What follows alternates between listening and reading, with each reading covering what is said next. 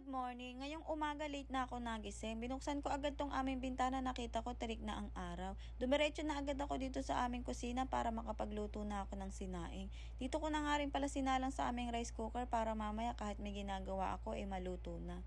Kumuha na nga lang din ako dito ng mainit na tubig at dito ko na lang din iinumin sa gilid bahay. Isa nga rin ito sa ginagawa ko every morning.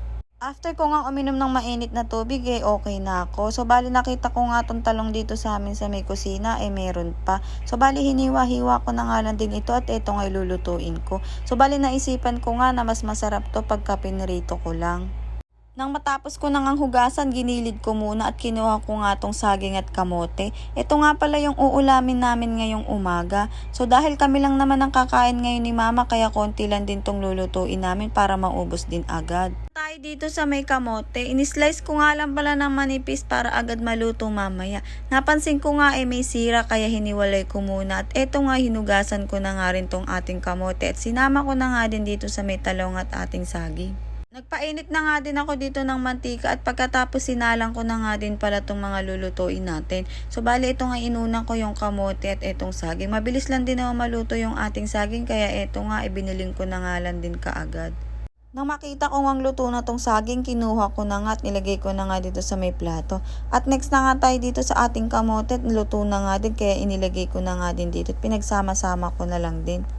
At next na nga tayo dito sa ating talong. Pinagsama-sama ko na nga din lahat dyan at habang ako nga nagluluto dito nagsalang na rin ako dito ng mainit na tubig at magluluto ako dito ng pansit canton. Ito kasi yung request ni Ate Mana Chang.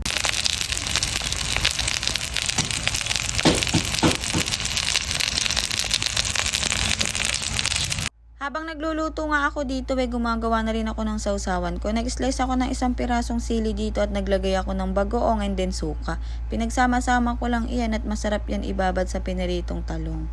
Nang matapos nga ako binalikan ko na nga tong ating nilulutong pansit canton. Kumukulo na nga kaya kumuha na rin ako dito ng plato at hahanguin ko na nga din. Pinatay ko na nga din yung gasol dito at luto na nga din tong talong. Habang ginagawa ko nga ito, may batang makulit dun sa may likod. Binubuksan nga pala niya yung kanyang seasoning. So, bali pagkatapos nga kinuha ko na nga din pala tong ating mga talong at nilagay ko na sa may lamesa. O, diba? Akala ko naman haluin na nga niya, nilagyan lang pala niya ng seasoning. Nakakaloka tong aking anak, Char. After nga, kinuha ko na nga din tong ating niluto. So, bali meron ditong 2 galunggong. Tira pa namin to kagabi, sayang naman kung di namin kakainin. So, bali kumuha na nga rin ako dito ng kanin and then eto, kain na po tayo.